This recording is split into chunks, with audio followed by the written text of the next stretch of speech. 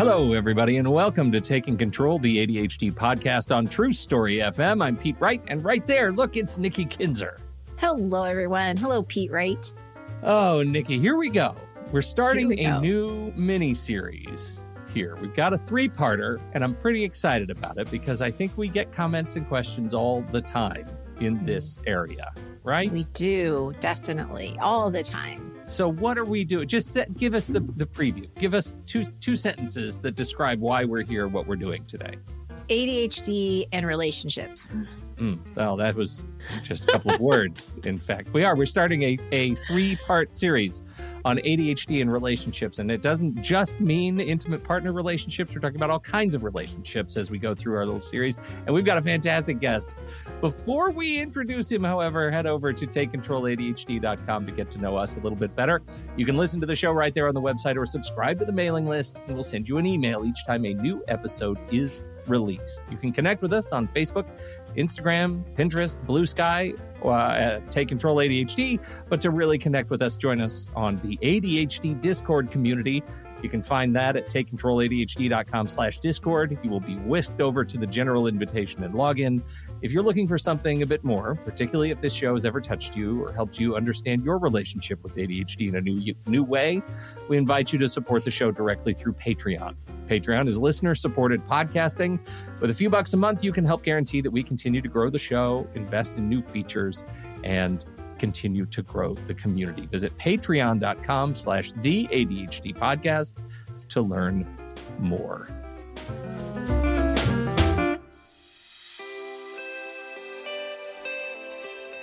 Today, we are joined by Jonathan Hassall, an ADHD and executive function coach and director of Connect ADHD Coaching.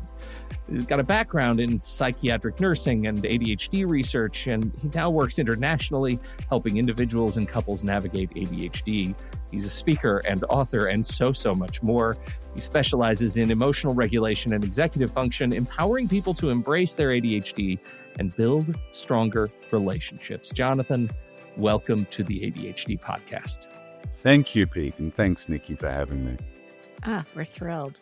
We're really thrilled. And I guess we should, in the spirit of kicking off this series, we should start with setting the table for ADHD and relationships. When you are faced with talking with folks about how ADHD impacts relationships, how do you distill? What's the big picture?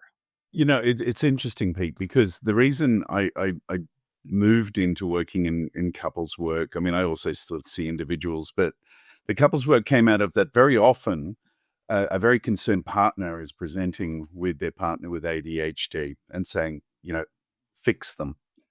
Mm-hmm. Yeah. So they're talking, and certainly if you've got ADHD, you've got to get on top of it. There's no two ways about it. And which, but you two have done a wonderful job for 15 years telling us how to do it. Is that what? Yeah. Well, it's a lot. It's a lot of years. In the ballpark. Yeah. Not yet. So. Yeah. Oh no! What have we been doing all these years? So, but yeah. So, and very quickly it becomes apparent that the problem, yes, there's ADHD, but the real problem in the relationship is the fact that we're not adapting to each other. So if you think of a neurotypical couple, and remember years ago, there was men are from Mars, women are from Venus type idea. And they talked about the communication challenges and as, a standard relationship, a heterosexual relationship. And we were all a bit amazed back then because I'm so old, I remember it. I do too. I'm right there with you. So, but then ADHD, why wouldn't we have the same issues? And in fact, they're magnified. And so where it gets corrosive in a relationship is both partners start making assumptions about the intent of the other because they see behavior that makes them think, wait a minute, there's an intention behind that. For example, if the person with ADHD continues to have problems delivering whatever has been corrected multiple times before, but it's inconsistent. So, and the partner without ADHD can suddenly recognize, wait a minute, when you really want to do it, when it's something you're excited by, or something that I get upset enough that you feel threatened by, then you can do it, which tells me in the neurotypical world, you're choosing not to do it for me. And vice versa, when, the person with ADHD hears from their non-ADHD partner corrections, or they get more directive or more parental, they start to interpret that as, you're trying to dominate me. You think I'm an idiot. You're criticizing me. Yeah. So, and this is the corrosive beliefs that pop up, and they're error. They're an error. They're myths. They're not right. So if we start from the idea of we've got a problem with how we're adapting to each other, which always in any relationship starts with, I don't really understand where you're coming from. So we can get back to that. If we make the focus about understanding rather than about correction or you've got to align with me, then suddenly you see this dawning of awareness on people's faces, and they go, oh my God, I've been saying the absolutely worst thing for you for years. Is it made easier if both partners in a relationship live with ADHD in some capacity? Because I mean, some of what you're talking about is like illuminating the invisible, the things that, as you say, are corrosive. And if you have a shared language that is ADHD, does that make it easier? Yeah, and I think it does to a degree, but it's very dependent on how much each partner understands their ADHD. Because remember, there's a lot of us out there who haven't got our heads completely around what ADHD means for us. So, and the other thing too is that even with both people living with ADHD, you'll find that one partner usually is the one that's functioning at that point, and the other one's not. So one tends to take the neurotypical role in a sense, and still struggle with, well, why aren't you doing it? Because maybe they've conquered that part of their ADHD. Maybe their time in ADHD is not an issue, but their other partner still struggles with it. So it's better, but it's still challenging.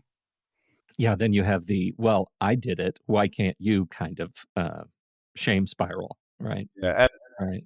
and I read this. You need to read this, and Oh yeah, yeah. Oh, This is helping those me. texts. This will help Yeah. you. Have you Yeah. ever heard of this specialist or this protocol? Yeah. Yeah. That I think that can be a really subversive, like we talk about the invisible corrosive factors. That can be a really subversive, kind of passive aggressive way to communicate about ADHD. And from the perspective of, setting up a complex organism of a relationship on the best foot, and in your words, creating a new foundation of relationships where ADHD is a factor, uh, but doesn't have to be a debilitating one. How do you conceptualize what that new foundation is? right. Well, first off, it starts with any relationship talking, but more than that, it starts with hearing. So we get very good at talking at each other, and particularly when we get upset and we feel frustrated and we don't feel heard, and so we talk more. And louder. Yeah, and louder, and yes, more emotively, and if you're me, with probably more expressive language that's not acceptable in polite. Uh, but, Yeah. but that's not the issue. The issue is the first part. I'm not feeling heard. That's why I'm yelling. If I stop and think, well, hang on, am I hearing them? And if we start with this, and my analogy I like is here in Australia, you would have something similar in the US, but we have a thing called the SES, which are like volunteer rescue people, and we have a lot of empty country here. So Yeah. imagine the US, but people are only living right on the edges of the coast. Yeah. Right. Right. Mhm. So when people get lost in the bush here, we send out the SES. Now, when the SES go out to rescue someone, if they can hear them, if they're shouting out and they can hear them, they'll tell the person they're going to rescue, just stand still. Keep talking to me and I'll come to you. Now, the reason they do that is because the person who's lost is clearly lost and doesn't know what they're doing. So if they try and move, they're more likely to step on a snake, fall off a cliff, whatever, whereas or get more lost effectively. Whereas the SES person knows what they're doing. So they're listening for them. They're going to be guided into them. And once they're standing beside them, they can see the world from the other person's perspective, which means they're much better equipped to walk out with them. And that's the analogy. It's like let's join them where they are. Let's accept completely and unreservedly what they believe to be true for them. and say, well, okay, this has to be our starting point. So the first thing is we got to communicate. And we start with that communication around what the hell just happened then for you. And I've got a little story I'll have to tell you. My wife, who is a wonderful coach as well, Monica Hassall, I have ADHD. Monica does not. We call her ADHD adjacent because she has many of the symptoms, but she never quite meets the criteria, no matter how many times we check. She keeps dodging that particular bullet. Yeah. Yeah. Any time of the day or night, you say, Monica, what time it is? And she's right within about 3 minutes. And to me, that's like a new level of magic or science that I don't understand. But anyway, so we had this thing one day, and we were having hot dogs for lunch with the kids, and you're not particularly healthy meal anyway. It was like a Saturday lunch, throwaway lunch. And I was in the fridge rummaging around looking for something to put on my hot dog, like some sort of sauce or something, because I hate a dry hot dog. Anyway, I was trying to be good because I was trying to be healthy and lose some weight. So I was avoiding the barbecue sauce I usually adore, and so which really limited my choices. So I was rummaging around there, and Monica, being helpful, called out and said, "What are you looking for? Can I help you?" And I said, "Oh, I'm just looking for something to put on my hot dog." And she said, "Oh, what about sweet chili sauce?" Because she likes sweet chili sauce. And I said, "Oh, no, too much sugar in that. I don't want that." And then she said, "Oh, yeah, you're right. Well, but it hasn't got as much sugar as barbecue sauce." Now, straight away, I got triggered because here I am being good. Yeah. Right. And now I'm being criticized for my former behavior. And of course, now, because I had evolved somewhat by then, I didn't get upset. I got upset, but I didn't verbalize it. I just went quiet. So I went quiet and quietly went and ate my dry hot dog. It's the saddest story ever so far. Literally nailed to a cross eating my hot dog. And Monica looked at me after a while and said, because normally I talk incessantly. Monica looked at me after a while and said, "Hey, are we okay?" And I said, "Not really." No, I'm mad at you. Pretty ticked off right now. And it was, Nikki, was an interesting thing. It was a little bit mad at her, and it was a little bit mad at me, and it was a little bit shamed at me. And she said, "Tell me what happened." Mm. And that was the best thing she could have done. So I explained and said, I felt like I was doing the thing. And she went, "Oh my God, I'm so sorry." So she did this wonderful thing. She acknowledged my pain, even though she didn't mean to do it. And in any logical setting, it wouldn't have been attributed to her. She still acknowledged that I was feeling pain. And she said, I don't want you. And then she said, "I don't want you to feel that way ever." And then she said her intent. She said, "What I intended was, you were just saying sources, and I was trying to help you, and I was racking my brain, and I was just doing word association. So when you said that one's got too much sugar, I was going, yeah, and barbecue's got too much sugar, and it was nothing to do with you. It was to do with me trying to think what sauce you could have." So this is all an attempt to help me. Now, she recognized the impact. She declared her intention, which is pretty critical if you do have ADHD. And then we talked about what happened for me. So what was the effect on me? Then we talked about what we could do in the future, which was, she said, "Oh, hey, look, anytime I tick you off like that, you tell me and we'll solve it, rather than making it worse by having this corrosive element." So, I'm very lucky I'm married to Monica, and I know that. And everyone reminds me regularly. Yeah. I've met her. I agree. She's lovely. Yeah. I have a question though, because the way that played out is beautiful and ideal, right? And you're also, you can tell that there's a lot of love there and compassion. What about if that was a different couple, same situation, but it came across more of like, "Why are you mad at me? Why are you being quiet? Like what is wrong with you?" Or attacking almost, right? Because I see that in my own clients where they feel attacked a lot. Mm. Well, so it takes two to have an argument, right? It only takes one to change an argument into a conversation. So, and we don't control each other. So, I think one of the big mistakes a lot of couples think is we've both got to be playing the game to make this work. Because, even though the example I gave was a rather benign and sweet one, I wasn't playing game when Monica came and said, "Are you okay?" I You were was upset. I was definitely not playing the game. I was Yeah. I was in sulky boy land. So, Mhm. and it's a Eating a dry Totally get hot that. dog. Totally get that, because what the implication of that whole exchange, and I've been quiet because I am experiencing it right now, not with hot dogs, but boy, do we have some culinary baggage that I'm sure we share. It's the idea that that comment triggered in me an experience that, oh, clearly she's been judging my diet all along and not talking to me about it. And that's one of those things. I go straight into the experience of RSD. Like, I feel rejected and judged and bruised for something, and we haven't even talked about it at this point. She has no awareness. And like you said, she was just trying to be helpful. She was just trying to find an alternative, and was not able to. But so much of what you're talking about sounds very much like, hey, we need to start at some rudimentary communication issues before we even get to the fact that ADHD is having an impact on the way we speak to one another. Absolutely. And within that too, we've got to start thinking about where these emotional associations come from. So, when we fabricate up these giant scenarios of "you're against me," whether it's judging my diet for over all these years or whatever, what's really happening is from neurological levels. So we're in default mode network most of the time with ADHD. That's both our gift and our curse. It allows us to be creative, spontaneous, interesting. It allows us to have lots of interests. But at the same time, too, it means that when we get triggered, we go into this cycle of association.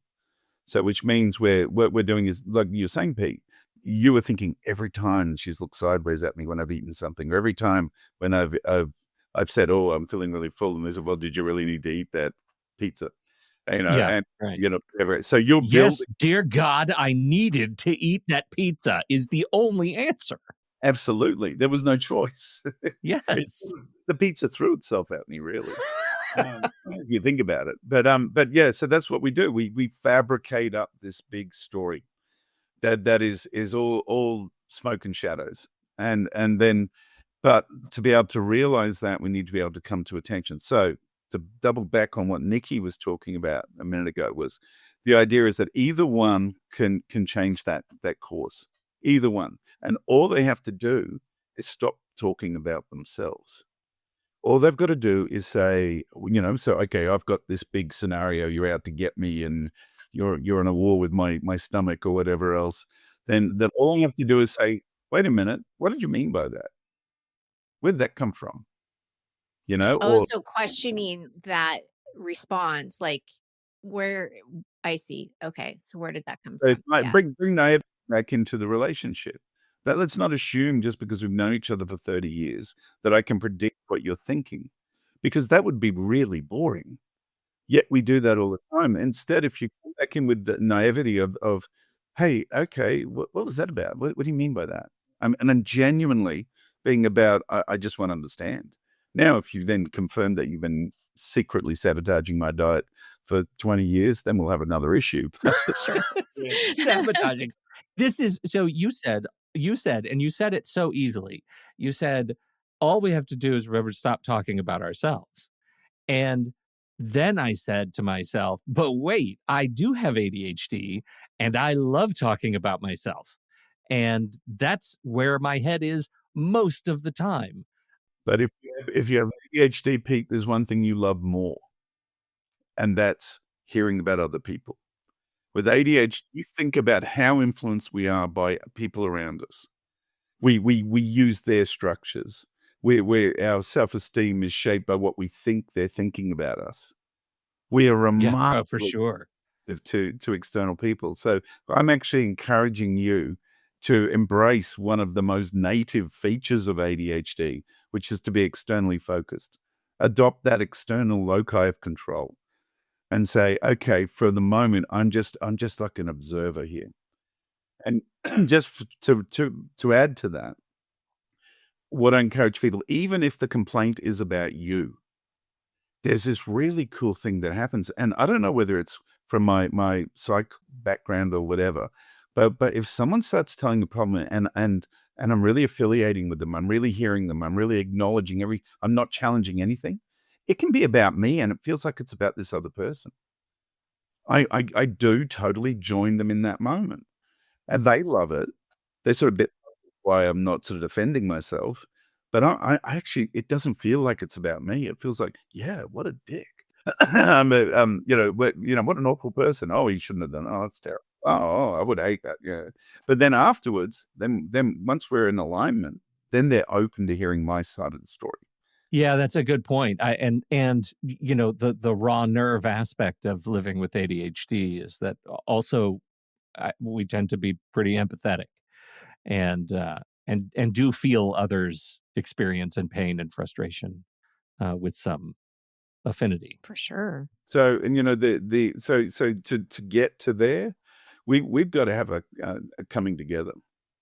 And we have to be able to sit down and allow each other to say what they believe is going on for them. And, in good classic psych talk, you only ever talk about your own feelings, and you only own your own feelings. You don't project anything onto anyone else. So you keep it in your camp. You talk about yourself to the other one. And, I call it connect time, but it's actually, you probably heard of the talking stick, or I've got the conch shell type thing. And it's just the full version of that, which is, as a speaker, you have a responsibility to modify your language until you feel understood by the listener, which means if you've said the same thing 10 times, then you're missing the point. You need to make sure that you're aware of your listener, you're aware how they're processing the information, the way they process information, and you're adapting to them. As a listener, you have a responsibility to keep actively listening without agenda until the speaker feels understood. So you can, all the good listening techniques. So you can summarize, you can ask probing questions, you'll make clarifying statements. But at the end of the day, none of your stuff comes in. So no solving, no, but you didn't understand this bit. No, oh no, you're wrong about that. I know the fact is true over here. None of that. Now, if you could do that, and this is what I say to couples, do that every day for 5-10 minutes. Make it about the weather. Like, how do you feel about the weather today, honey? Or what's your day look like? You excited about it or not? And be genuinely engaged in their answer. Then, and ask them, did you feel heard? Now, if you can do that every day for 5 or 10 minutes, I see it with couples that do it every day. In the first week, I see a dramatic shift, because they're actually listening to each other's experience, and the awarenesses they bring are amazing. They go, oh my God, I had no idea she thought like that. Or I had no idea she thought like that, right? So there's the big barrier move. Then we set some rules for engagement. And I always put it back to, happy couples are happy individuals. So if you're to be happy as an individual, you have to be achieving your intent, which means you have to be who you want to be. So the first thing we've got to do is decide who we want to be. And there's the first red flag that tells us that we're not adapting well, because neither partner will be who they want to be. They'll be attributing it to the other partner, but neither partner will be who they want to be. So that's the first thing. We've got to support each other in getting back to who we want to be. The second thing is then, who do we want to be as a couple? Like, and that's a really good point, is that very often the neurotypical partners will settle. They'll say, oh, look, even if they could just take out the garbage once a week, or if they just do this, and they're not, it's not an equal partnership. They're still being parental, and they say, don't settle, because you'll be back here in 3 months upset with whatever you've left with. And the person who you're settling for will still feel diminished and less than. So, like, aim for the sky, like, say, this is what we think an ideal relationship is, and this is our goal. And then that sets the rules. I find that sort of chasm, that liminal space between ADHD and non-ADHD partners really interesting, because, and we hear this from time to time. My spouse doesn't have ADHD. They just don't understand me. How can I teach them about my lived experience so they understand me better and can, whatever the end of that sentence is, and adapt to how I live in our home, whatever the case may be? How can I, as if I need to take on the responsibility of teaching ADHD? But everything you're saying right now really leans in toward let's instead focus on the human relationship first, and the ADHD stuff should come along. The adaptation should come along. You shouldn't maybe have to take on the responsibility of the ADHD school marm to teach your partner the ins and outs of ADHD. Is that a fair assessment? Yeah, absolutely. ADHD is a diagnostic criteria. It describes impairment, and let's not kid ourselves about that. That's the reality of it. What we've adopted as people with ADHD is that, it's a brain type. When really our brain type is much more than that. It's different. So don't get me wrong, it's different, but it's much more than a collection of impairments. I refuse to be a collection of impairments. And in fact, we know if you look at Margaret Sibley's study that she did last year, I think it was last year she put it out, looking at the MTA, that what we thought was remission wasn't, sustained remission coming out of MTA wasn't. So that where they thought 80% remission, that, kids don't become adults with ADHD. And of course, we know that's nonsense. But it was only when they recut the data that she showed that, well, no, they go in and out of remission versus struggling with ADHD. So there's the first part. The second part is, like I said before, we all have varying degrees of expertise with our ADHD. So to think we're going to lecture anyone about our ADHD is probably a bit misguided at the best of times anyway.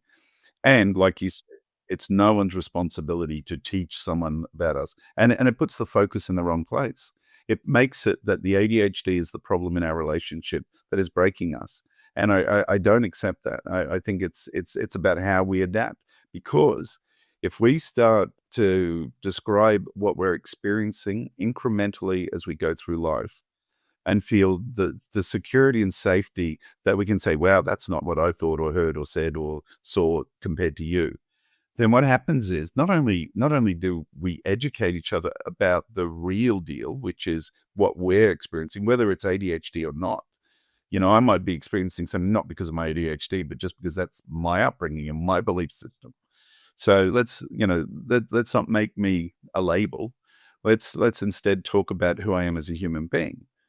Like, and the difference is, the incessant chatter in our head with ADHD. Monica just looks at me like she's baffled by me sometimes. And she's like, oh my God, you never stop thinking, do you? She said that about 2 years into our marriage. She said, you never stop thinking, do you? And I went, no, don't you? How do you stop thinking? And she said, you just don't. I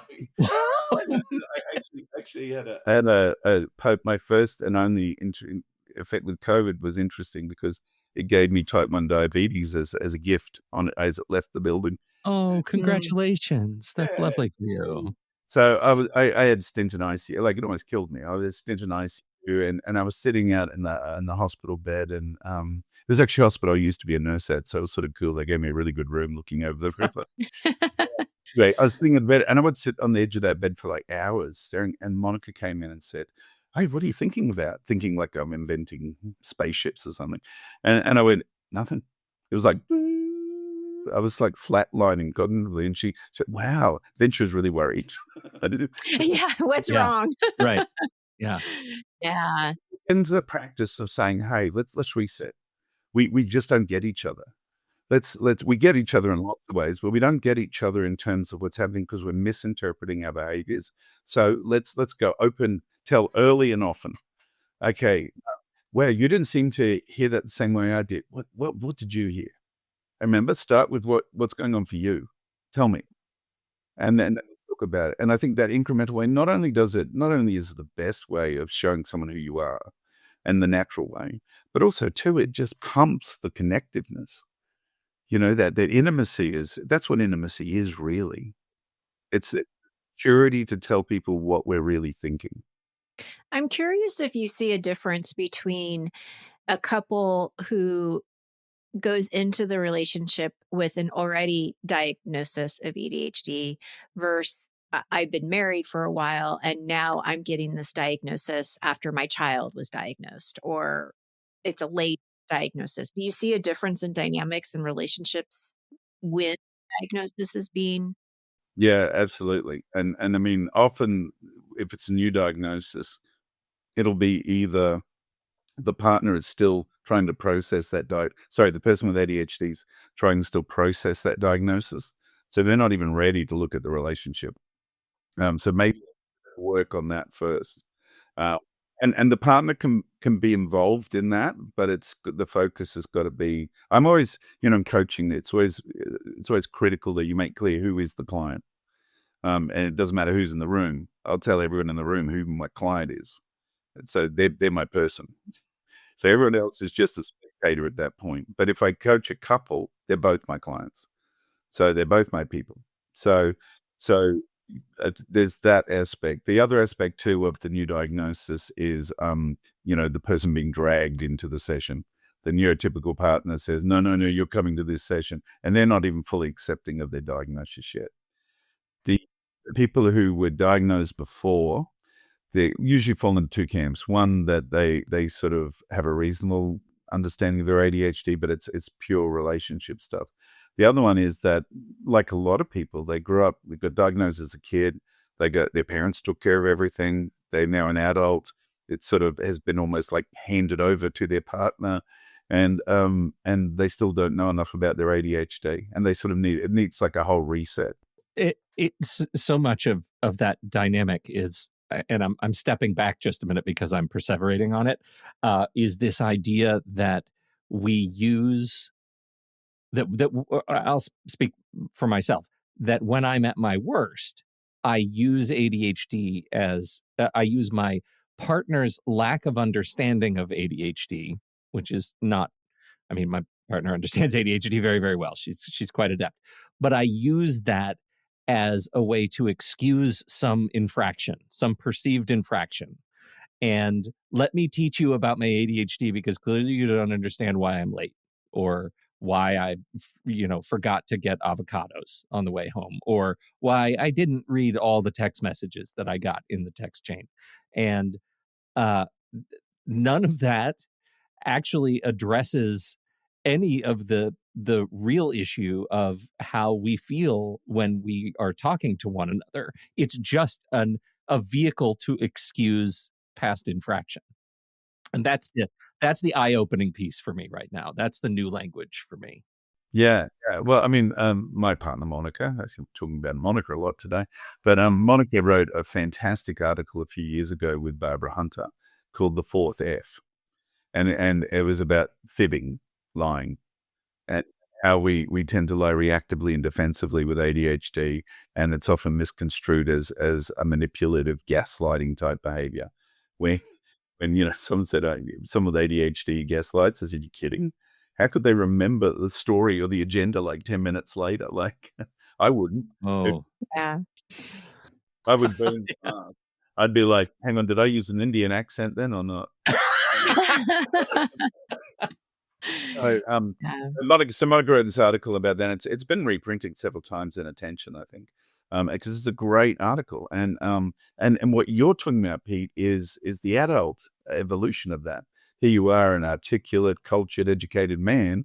So now you've gotten very good at rationalizing, but in a different way. You don't have to rationalize with a fabrication. You can rationalize with, I'm going to use my ADHD powers, and I'm going to, which is my knowledge. And again, it comes back to, you're right. It doesn't solve anything. It just makes your partner feel like you're not owning it. And that's a really critical part. And it comes back to the idea of, if your partner's listening, what's your partner's name? Kira. Hey, Kira. Here's it. Next time Pete does that, just say, that's great, honey, but how's that going to help you? Yeah. Ooh, that turns it around, doesn't it? Yeah, I know. That's not great. Well, I also don't have any avocados at the store, and I'm still late. and this is what it comes back to. One of the things, because partners often come and say, well, where's the line in the sand? Where should we stop tolerating things not happening? And that's the whole mindset of that is around punishment and correction, which we know doesn't work in any setting. The line in the sand is an individual one. And so, for me, my line in the sand is I had zero tolerance for not achieving what I intended. Now, that doesn't mean I shame myself, guilt myself, blame myself, or anything else like that. And, because I gave up that a while ago because it's pretty useless. What I do is my attitude is, no, I'm going to be happy if I'm achieving what I intended, even if it's misguided, as long as I'm achieving what I intended and I'm being who I want to be as I do it. So anytime that doesn't happen, if I said I was going to be home with avocados at 3:00 and I'm not, then I'm annoyed with myself that, hang on, what happened? Let's figure it out. Let's solve it. And I think that's what I was literally redirecting back there with is saying, well, let's make it about you, because it is about you. It's nothing to do with her. Then we're making it about a parental expectation. Yeah. And suddenly I needed to be taught some sort of a lesson. And in fact, the way you're presenting this, which I adore and abhor in stride, is that I'm inviting this relationship. I am opening the door to being treated like a child. And that's not something I think about every day. Yeah. And actually, that's a fantastic point, Pete. One of the things whenever a partner complains about another partner's behavior to me, my first question is, how do you think you trained them into that? Right. Right. Oh, God. Look at me. This hurts my head so much. Yeah, right. Every time I say it, they look at me with this mixture of shock and outrage. You're blaming this on me. And it's not. I'm thinking, what behaviors have you, which they've been, look, it's all been maladaptive. So let's just own that. But we train, if you've been with anyone for any length of time, you've trained a lot of the behaviors, particularly behaviors directed at you. So what have I done to create that? Yeah, I need to take a knee on that one. There's a lot going on in my mind, because I'm just thinking too, like, it goes back to the communication too, right? Like, I remember watching, because this was a live presentation that Stephanie Sarkis, I hope I'm saying her name right, did about gaslighting. And she was talking about why ADHDers are so much more at risk of being gaslighted, right? Because of low self-esteem and, all of these things that can be factors. And one of the things that she said is that if you're in a relationship that's starting to feel like they're being controlling, or they're starting to have some kind of negative influence, that one of the preventative things that you can do is you argue back, you stand up for yourself. And when that starts to happen, then that person will go find somebody else that they can get away with, that they can do this and get away with it. And I think about like communication, and I think about relationships, and it's like, I've seen it with my own friends and couples where they'll start to fight. Like, we're at the dinner table, like we're all having dinner together, and they're like really treating each other very poorly. And I'm just sitting there thinking, oh my gosh, if this is how they're speaking in front of people, what do they talk about? Like, how do they talk to each other alone? And so I'm just so curious about like that communication piece, whether you have ADHD or not, like that underlying respect that you have for your partner, when that starts to like go away, like, I don't know. But there's probably a few little gems in there, I think, Nikki. Like, I think the idea of, let's start with the end, respect. Ultimately, if we do not have respect for each other, we do not have a relationship. It's that simple. And so the mission has got to be to rediscover respect. And once we start hearing each other and hearing what people are seeing and understanding, is we find the respect. And probably the shortcut to that is an agreement of assuming good intent. I remember years ago, I was a national sales manager in pharmaceuticals, and I had a national team. So I'd fly around to see them, and most of the time we spoke on the phone. And it was sort of a bit of a tumultuous time in that company. And so every time I rang someone, they assumed it was going to be bad news or something. And it made it like this uphill battle to even have a conversation. So I pulled the whole team together and I said, hey guys, look, I'm here for you. If you don't do well, I don't do well. So that's as simple as that. So my whole job is helping you perform. And so can we agree, assumed good intent, that if any of us ring each other, that we're assuming good intent. If any of us have bad intent, now let's tell each other, but otherwise let's assume good intent. And so we went forward with that, and they, most of them embraced it. And it just, so much better easily. And it was as simple as that. Like, and we weren't friends necessarily. We got on okay. We're good colleagues, but they didn't know me. They didn't know much about my personal life or anything like that. But we were able to very quickly just say, oh yeah, okay, let's do that. So we can start off to reestablish that respect or rediscover that respect, because I think it's usually there. It's about coming back and saying, okay, let's assume good intent. Let's assume that whatever is making me not respect you, or and it's usually not that you don't respect their behavior. It could be that they're not performing, but it's often about what you think they're attacking you. That's it. It's a counter strike thing, right? So that's the first thing. The respect has to be there. If it is not there, it doesn't go. And like talking about rules of engagement, one of the rules Monica and I have always had, and I don't even know where it came from because we were like 22 and 23 when we got married. So she got me when I was really stupid. So Lucky girl. yeah, I don't know how I moved and walked around and did anything actually. I probably just stood in the corner and waited for her.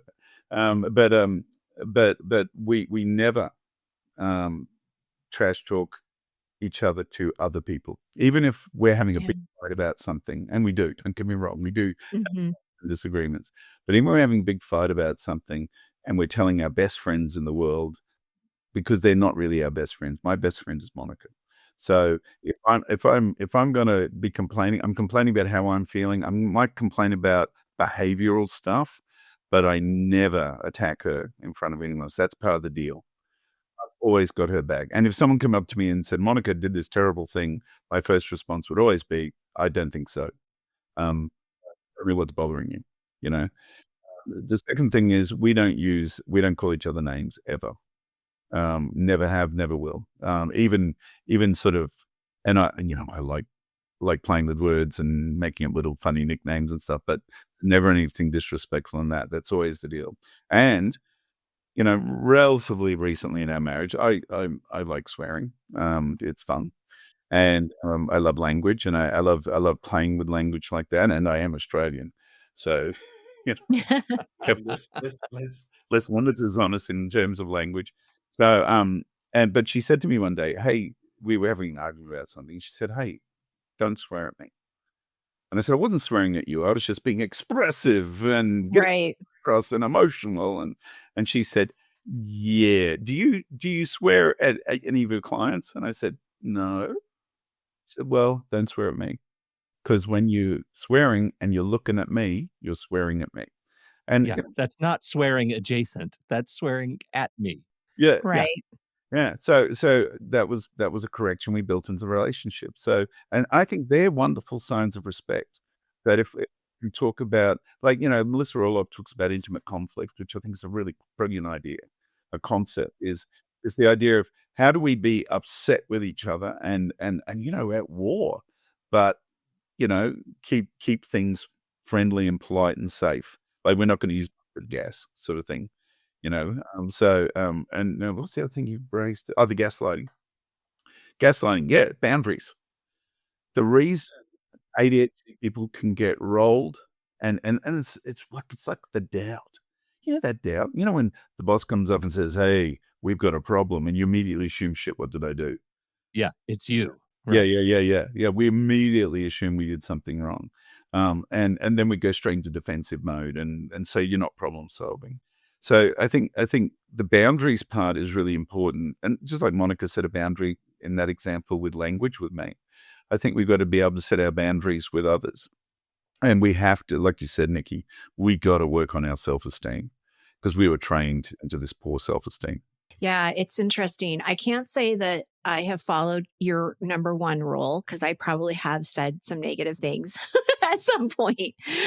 But I am proud to say that we have never called each other names ever. Like, it's never been an issue. It would be weird if we did it. I think we'd start laughing because it's just so unlike us. Now, I know that some people can just throw those things around like it's no business, like nobody's business, and it's not the same impact. But for us, it would be a huge impact. Like, I know if that happened, we are in dangerous territory. you know, That's the line. That's the bright white line. yeah, like something is really broken here because we just wouldn't do that. But I think it's going back to what are the boundaries? What are the rules of the relationship? What are you willing to, um, there's something that Kim Holderness and Penn Holderness, they were on our show last year, and there was a situation where he had forgotten he lost his keys, and she had to drive 2 hours to the beach to give him his keys. And as soon as she gets out of the car, she sees his keys on top of his truck. Shit. Yeah. What I can associate with that. Yeah. And I'm asking her, I'm like, how did you not lose it? Like, because here you've taken 2 hours of your time to do this. Here they are. And she said, and I thought this was really interesting. She said, I could tell by the look of his face that there was nothing I could say that would give him more shame or more embarrassment or frustration that he felt at that moment. And there wasn't any reason to, add on to that. She was like, was I mad? Was I angry? Absolutely. And she said, but if I had felt like he didn't care or that he wasn't trying to manage his ADHD, those keys would have been thrown out into the ocean and he would have had to like figure out his own way home. But she's like, I know he's trying. I know that he's doing his best. And I think there's something about that too, is that, having that grace and understanding that the intention, and maybe it goes back to the intention, is I'm not trying to make you mad. I'm not trying to hurt you. Like, and remembering that, because, a lot of people would have thrown the keys out in the ocean anyway. Well, yeah. And I think and that raises another important awareness, is that we bank goodwill, like, just like we're banking bad will. I think a lot of people get very scared that, oh, it'll be good and then it's all going to be terrible again. All we have to do is recall the goodwill. Now, obviously, and I remember Penn at the conference last year. Mm-hmm. Yeah. That man has energy. Yes, he does. Pretty sure he leapt from the floor onto the stage in one single leap. I'm sure He did that. That was ape involved. I don't know, but there was something. So, yeah, he was. It was. I must be living under a rock, because I wasn't really aware of the family and their fame, and but watching those clips and hearing him talk, I thought, yeah. There's goodwill. There's goodwill in the bank there, and that respect, and that goodwill, and that ability for her to be able to use theory of mind to imagine what he was experiencing. And you don't do that if you're at war. Or you shut down. You don't care what they're feeling, right? So to get all that goodwill in the bank means that you're lucky. I know in our relationship, if one of us has something go wrong, usually, and it might be because people without ADHD screw up too. Don't tell Monica I said that. But what? I'm shocked. This isn't going live or anything, is it? Right. So we don't have a massive following or anything, do you? Yeah, but like the thing we tend to always go back to, and we both do it, and it's become a real automatic thing, a bit like Penn's wife, is we think, but what's the positive out of it? I remember years ago, I was having a really rough time in the job I was in, and I was quite stressed. Didn't know I had ADHD yet. And I was driving my car home from my very first ever appointment with a psychologist, because I just didn't know. I just didn't know what to do with this workplace. It was mental health. And of course, the last thing I thought of was going and getting help. So I finally went to this psychologist, and it was a really, really cathartic experience. She was really wonderful. And on the way home, my car ran out of petrol, because my petrol gauge is broken, and in true fashion, of course, I didn't think about getting it fixed. Instead, I had a system that combined between sticking a stick in my petrol tank and going, oh, that's how much I've got, or psychically judging how much petrol I had, which had variable effect. But anyway, I ran out of petrol. I was right on the corner of this really busy roundabout, about a kilometer from my house, and it was nighttime. And I got out of the car, but I'd had this wonderful cathartic experience. And I rang Monica and said, look, I've run out of fuel. Can you come bring you some petrol? And so she, of course, and we had little kids too. So she bundled kids into the car. It was a whole thing. I was standing there and I was beating myself up. But then, one moment, just because I had, so she said, use this time. And I thought, well, what do you mean by that? How am I going to use this time? I'm stuck in the middle of nowhere. It was pre having decent iPhones. So I got out of the car and stood beside the car and I realized the night air is really cool and sweet, which is a novelty in Brisbane. And there was traffic going past, but I was fine. I was safe. My family was safe. And then it started to rain. Oh, no. But you know what? Again, it was just a gentle rain. And I thought, wow, it's almost like I feel cleansed. And it's amazing switch, which I think was partially because of this cathartic session I just had, but also too because my partner showed me the way to it by saying, use this, you know? And I think very often we're like, with the keys thing would be, hey, at least they're not in the ocean, or, at Right. least we don't have Yeah. to pay to get new keys cut and that sort of thing. So I think, yeah, remember everyone, everything you bank in goodwill, you can go and draw on to stop bad things. That's and I think this goes back to your assumed goodwill story too, that reminder that grace is a choice. Like we are giving and taking grace and asking for grace, and that's always a choice, and can redefine the sort of stakes of our relationships along the way. I think that's really beautiful. Yeah, and I think the thing we've done was take into account what it actually pays us more. And we were in Sydney last weekend, and we're out of Venus, been to Sydney. We've got a wonderful deep water harbour there that's just gorgeous. Please go to Sydney; it's fantastic. You can come see me in Brisbane too if you like.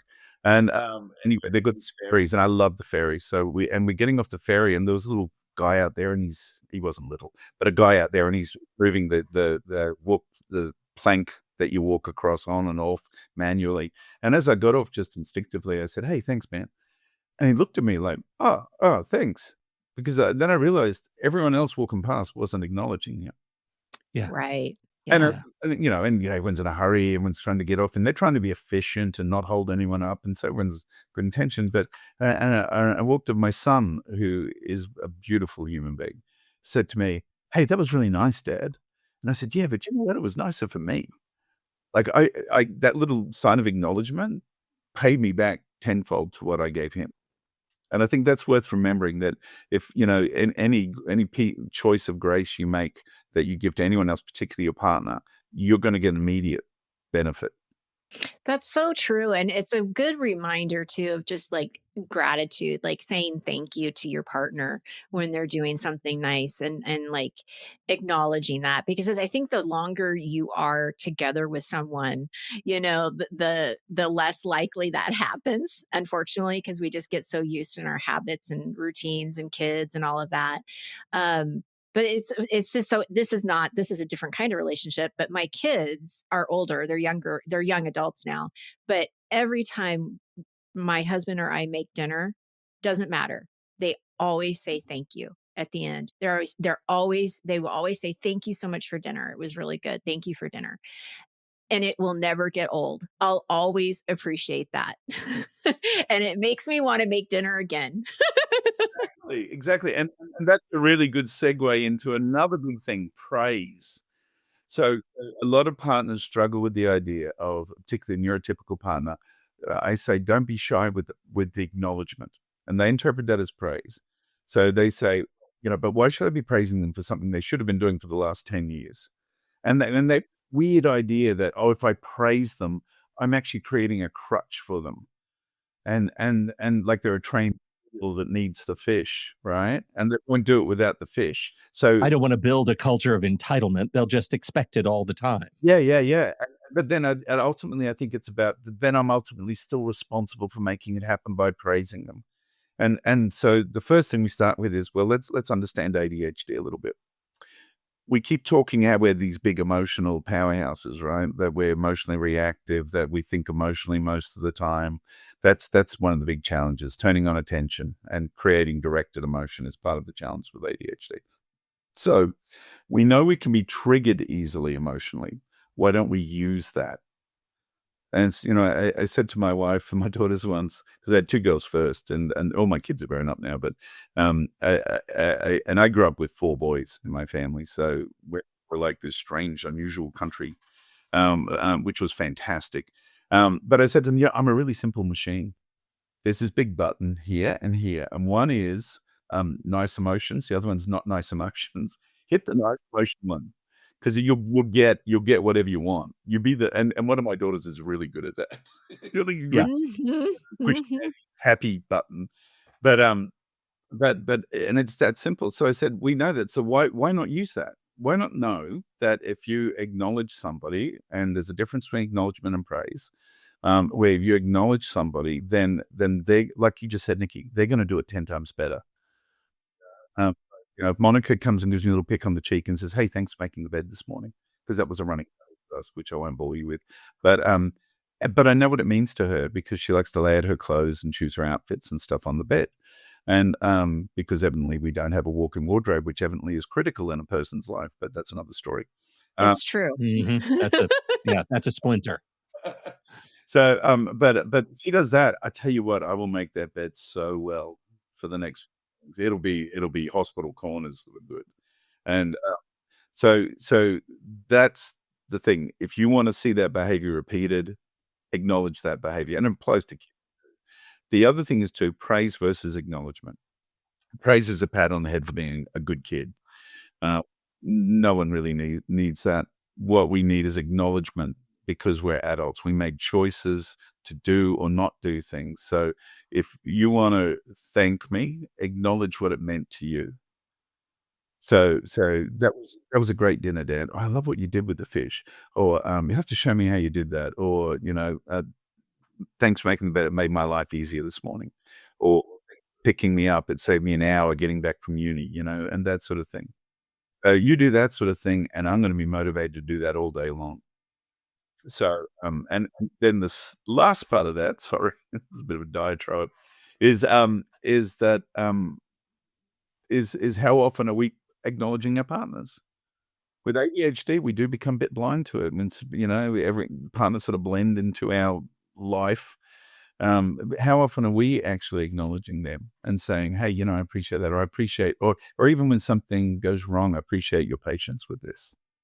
That's a great point. And as it happens behind the scenes, we actually recorded a conversation with Melissa Orlov just this morning, our time, and she made note of this concept of understanding phases of the relationship, and all of those things that you're talking about are so sort of rudimentary, so foundational to the courtship phase, when we're trying to impress one another and surprise one another and be romantic. But boy, it takes work to maintain over a year, 5 years, 25 years, to maintain that level of attentiveness to acknowledgement, of attentiveness and awareness that they're doing things in support of your relationship every day. And what are you doing to share the load? And the big opportunity there for people with ADHD is your partner is actually pretty good at adapting. Neurotypical people are actually pretty good at adapting once they understand what's going on. Now, with ADHD, our challenges with adapting aren't about understanding; they're about self-regulation, right? So when we think about that, if I introduce a behavior that's positive in the relationship, my partner will adapt really fast. They should start acknowledging me, and that's the other good point there too. Is that numbness that's developed around acknowledgement in the courtship is, when we were dating, we were 10-foot tall, bulletproof, and never got sick. And, you had an immune system that could kill a cow and, that sort of stuff. Well, why wouldn't we choose to have that still? And we say, "Oh, but we're tired and we're busy and we know each other so well now," which I debate. But this comes back to, I think, particularly, I know I'm speaking from the ADHD perspective, is about emotional direction. I always talk to people about there's two phases of emotion. There's the reactive stage emotion, which is default mode. Then it's meant to be pushed into attention, and we're meant to objectively choose what we want. And then we create the summary emotion for that, which is the directed emotion. And that's what we struggle to do with ADHD, and probably attention is the linchpin in that. But if we can create behaviors that encourage it. So, for example, my favorite one is priming. So before you walk through a door, imagine who's on the other side of it and who you want to be for them. Now, whether that's a boss who's about to tear you a new one, or whether it's, your partner, or whether it's one of your kids, or whether it's your mother, or whoever it is. Sorry, flashbacks. And I know. I saw that. I heard the dip in the voice. I love it, really, but we have a complex relationship. So probably too much alike is probably the problem, which I don't know that she'd agree with. But if we stop and do that, it actually gives you this little emotional blueprint, and you get to go in and be that person. Now, my little thing I do, because Monica gets up before me, because she's a better person than exercises and stuff. Anyway, when I lie in bed in the morning and I have a few minutes to think, I always think, who's in my house? And Monica's usually in my house. And sort of the goal is to keep Monica in my house. And I think, and with Monica, it's really simple. With my son, it's like, who do I choose to be for him? Blah, blah, blah, blah. With Monica, it's, do I choose to be in love today? And in love. Not do I choose to love Monica, because I love Monica. There's no two ways about it. I adore her. But do I choose to be in love? Now, that's back to that courtship phase. Now, I just think that, and I answer the question, and I better be honest, I don't always say yes. Occasionally, I'm being sulky boy, and I say no. Most of the time, I say yes. And when I do, I go upstairs, and Monica's usually upstairs doing something, and she'll notice it. She'll say, "Oh, you're affectionate this morning." Oh, or she'll be affectionate back to me. And it's like catnip. If you got ADHD, you get positive emotions. Man. Yeah. You want more? It's huge. Yeah.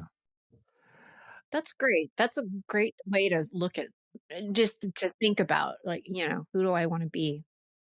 You're fantastic, man. Can we make this not a one and done? Will you come back and talk to us some more? You guys are great. Oh, man. Yeah, so are you. Such a treat. Thank you so much. Where do you want to send people to learn more about your work for the... Well, there's connectadhd.com, where you can find all of our stuff, where we work. And like I said, I work with people all over the world. You can make the time zones work. We've also got, I've got a book out that I put out about a year ago called Decoding Doing, which is about procrastination and ADHD, that I wrote with a clinical psychologist friend of mine, Madeline O'Reilly, who's wonderful. But that's probably the main way you'll find us. I'm speaking at the online conference, the Chad ACO at a conference. Yes. It was so much easier when we just called it Chad. Right? Yeah, right. I know. Right. We know everyone's involved, but let's just, Yeah. Ada's probably saying it was so much easier when it was just the Ada conference, but yeah. I used to be a board member with Ada, and I love those guys deeply. So that's where you can find me. God, that turned into a story. Excellent. I'm sorry. Do you know what? I'm going to put all those links in there. So don't even worry about it. All the links are going to be in there. And you got to go learn more about Jonathan Hassall and his lovely professional wife, partner, Monica, who is now a delight in her own right. This has been great. Jonathan, thank you. And thank you, everybody, for downloading and listening to this show. We so appreciate your time and your attention.